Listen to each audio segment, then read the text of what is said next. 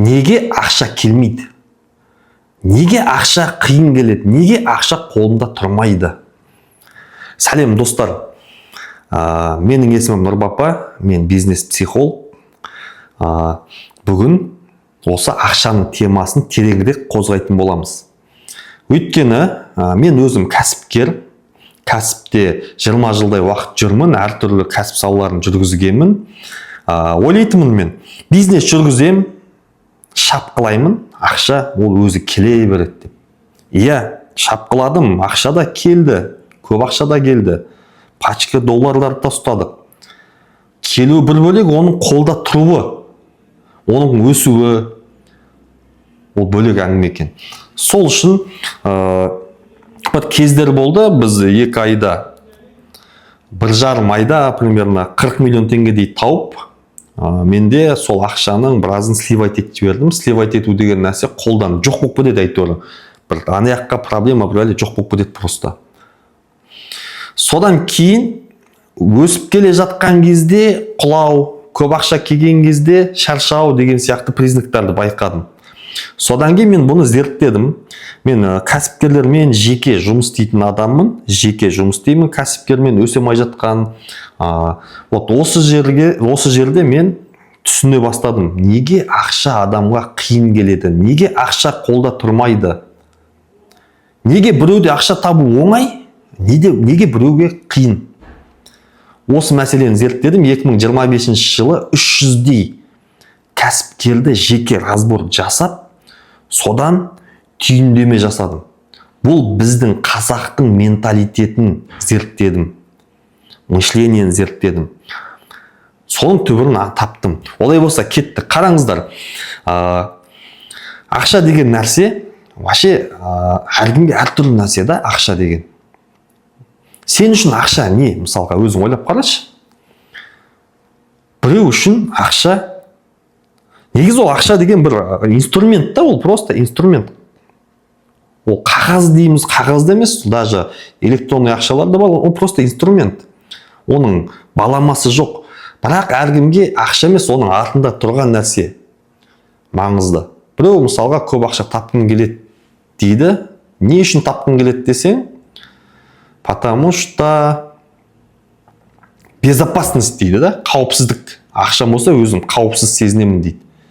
Ол үшін оған қауіпсіздік маңызды, бірақ ақша арқылы жетемін деп, ақшаны артында солды. Біреу үшін ақша деген ол өзін дәлелдеу. Ақша, өйткені адам өзін төмен санайды, өзін дәлелдегісі келеді сол үшін. Сол ақша болса, сол ақша арқылы мен өзім дәлелдеймін дейді. Ақша болса дәлелдей алам мен, жаңа жақсы киінем, көлік алам, бір спонсор болам, елдерге көмектесем деп жаңағы. Кейбір адамдарға ақша деген ол атақ болуы мүмкін. Кейбір адамдарға ол қарым-қатынас. Мысалға, біреу ақшаны не үшін табасын десе, әке-шешеме көмектесем дейді. Әке-шешеме көмектесемін, әке-шешемнің жағдайын жасаймын, оларды құтқарамын, потому что олар кезінде қиналды, қиын өмір сүрді, мен соларды құтқарамын дейді. Түсіндіңіздер ме? Ақшаның артында әркімде әртүрлі нәрсе тұр. Біреу айтады, мен ақша арқылы өзім өмірдегі миссиямды орындаймын. Мен адамдарға көмектесемін, менің қолымнан келеді. Мен мысалға бір ғылыми адаммын, ғылыммен мысалға бір аурудың емін ойлап табамын. Маған соған ақша керек. Ақша арқылы мен өзім миссиямды іске асырамын дейді.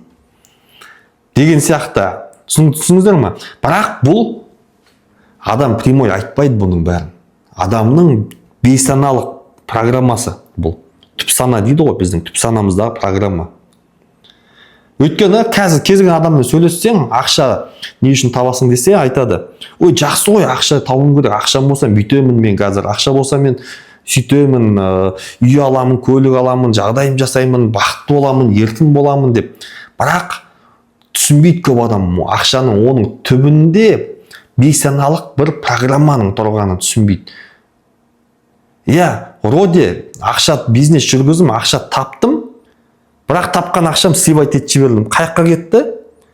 әке шешеме короче алдында жаңағы бірдеңкелер істеп тастадым, короче бір жағдайын жасайым деп соларға барып. Ақша өзіме керек емес екен да. Түсінікті ма? Енді осы жерде бұл не деген сөз? Ақша деген, ақша ең алдымен ақшамен қарым-қатынасты біз реттеуіміз керек. Ақшамен қарым-қатынасты.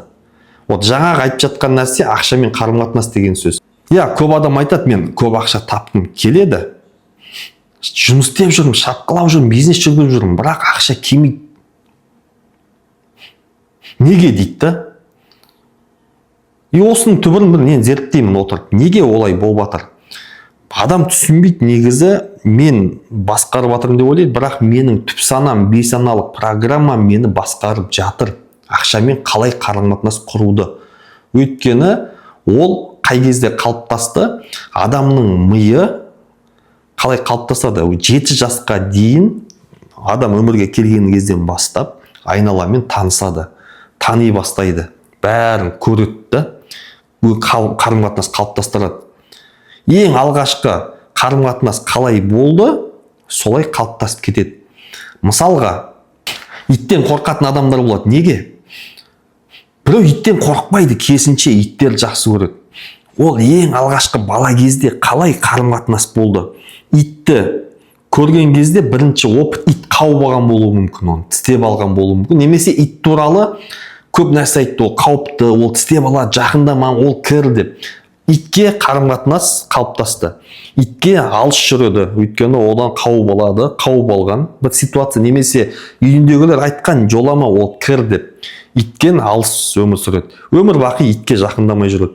Немесе итпен бірге өмір сүрген, ойнап, итті жақсы көрген үйінде итке жақын жүреді. Бұл қайдан пайда болды? Бала кезден. Неге қытайлар аштыны жақсы көреді, жейді, бірақ біз аштыны жақсы көрмейміз. Бірақ біз етті көп жейміз, жақсы көреміз.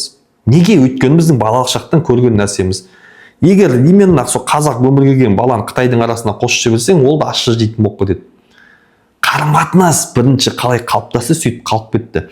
Сол сияқты ақшаны ең алдымен өмірде қалай көрдім мен?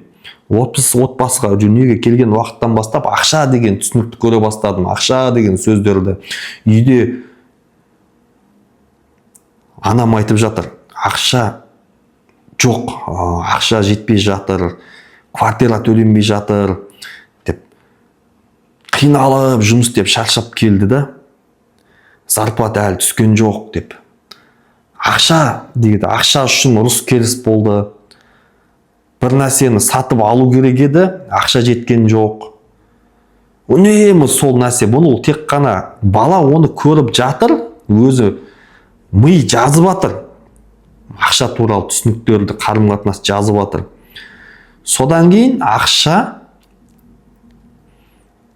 сезім еще бар ол жерде. Өйткені анасы сезініп жатыр да оның бәрін. Бұл бізде түп санада жазылды ақша деген не екені. Содан кейін 7 жасқа дейін қалыптасты подсознание. 7 жастан кейін ми жабылды, подсознание жабылды, ары қаратай өсіп кеттік.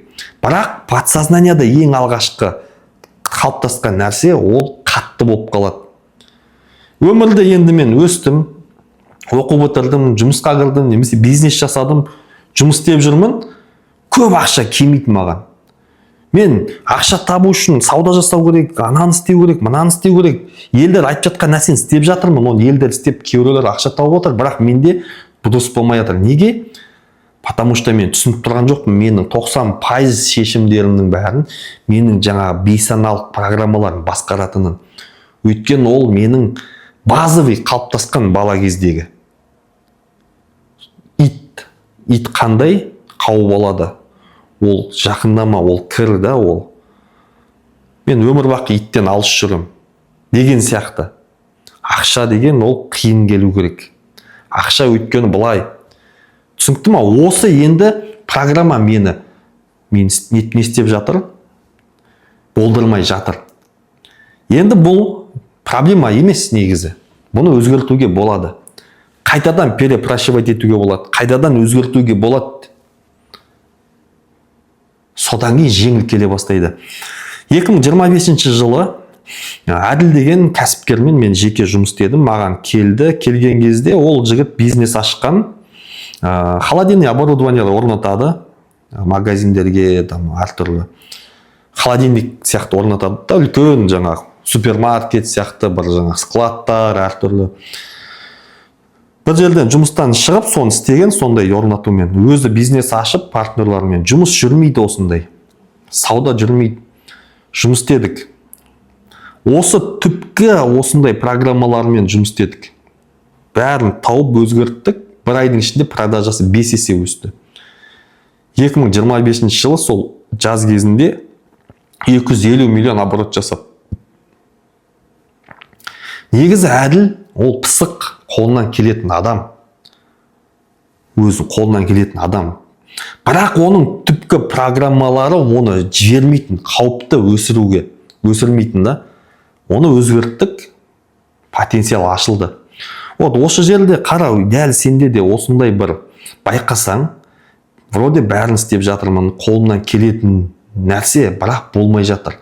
Қайта бір жерге қайтып түсіп кете беремін. Бұл тек ақшаға қатысты емес. Бұл қарым-қатынаста да болуы мүмкін. Бұл кез келген өмірдің саласында бір нәрсе болмай жатса, значит, бұда бейсаналық программалар бар деген сөз. Осымен жұмыс істеу керек. Маған разборға жазылсаң да болады. Мен саған разборда сені өмірде қандай программалар ұстап тұр, неге өзгермей жатыр, соны тауып беретін боламын. Достар, видео пайдалы болған болса лайк бас, каналға жазыл. Дәл осындай видеоларды әрі қаратай ашатын боламыз. Келесі видеода кездескенше.